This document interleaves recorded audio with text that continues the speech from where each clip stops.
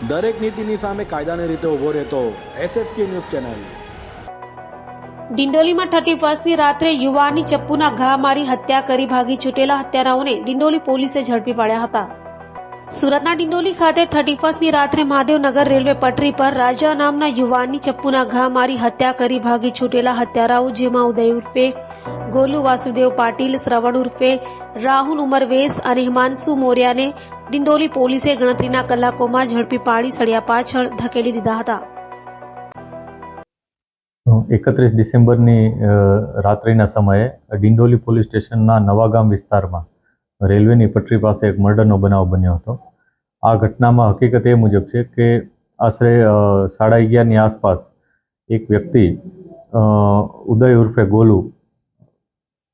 ગોલુ વાસુદેવ પાટીલ આ નામનો વ્યક્તિ ત્યાં રેલવે પટરી પર બે માણસો બેસેલા હતા, એને જઈને ચપ્પુના ઘા મારે છે અને એની હત્યા નિપજાવે છે।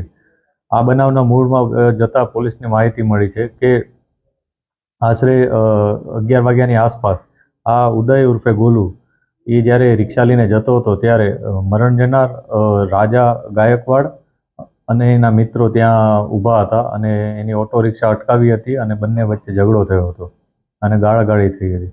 આ અનુસંધાને ગુસ્સામાં આવી જઈ અને એણે જે હત્યા કરનાર વ્યક્તિ છે એણે પોતાના બે મિત્રો રાહુલ રાજકુમાર ઉમરવેશ અને હિમાંશુ ઉર્ફે કાંચા વિજય મોર્યા આ ત્રણેય વ્યક્તિઓ ત્યાંથી ગયા અને ઘરેથી કેક કાપવાનું ચપ્પુ લઈને આવ્યા અને સાથે લાકડા પણ લઈને આવ્યા હતા અને આ બધા હથિયારો લઈ અને એ લોકોએ પટરી ઉપર બેસેલા બંને વ્યક્તિ ઉપર અચાનક હુમલો કરી દીધો હતો અને આ હુમલા અનુસંધાને એમાંથી એક વ્યક્તિ ત્યાંથી ભાગી ગયો હતો, જ્યારે બીજો વ્યક્તિ જેનો મુખ્ય ઝઘડો થયો હતો એ રાજા ગાયકવાડનું ત્યાં મૃત્યુ થયું હતું સ્થળ ઉપર।